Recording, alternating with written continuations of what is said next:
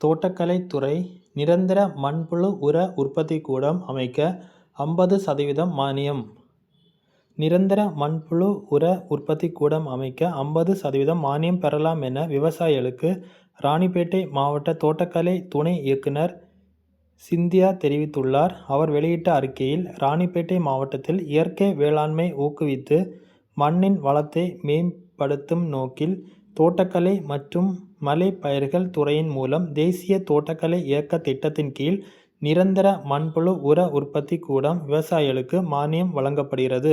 இத்திட்டத்தின் கீழ் 30 அடி நீளம், 8 அடி அகலம், 2.5 உயரம் கொண்ட நிரந்தர மண்புழு உர உற்பத்தி கட்டமைப்பு அமைக்கப்படும்.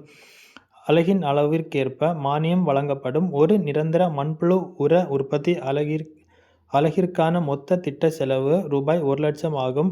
இதில் 50% மானியமாக ரூபாய் 50,000 அரசு வழங்குகிறது. மீதமுள்ள தொகையை பயனாளி பங்களிப்பாக செலுத்த வேண்டும். இந்த அலகின் ஆண்டு உற்பத்தி திறன் சுமார் 25 மெட்ரிக் டன் மண்புழு உரம் ஆகும். மண்புழு உரம் பயன்படுத்துவதன் மூலம் மண்ணின் கரிம சத்து அதிகரித்து நீர் தாங்கும் திறன் மேம்படுவதுடன் நுண்ணுயிர் செயல்பாடுகள் அதிகரித்து பயிர்களின் வளர்ச்சி மற்றும் மகசூல் உயர்கிறது. மேலும் ரசாயன அதிகரித்து பயிர்களின் வளர்ச்சி மற்றும் மகசூல் உயர்கிறது. மேலும் ரசாயன உரங்களின் பயன்பாடு குறைந்து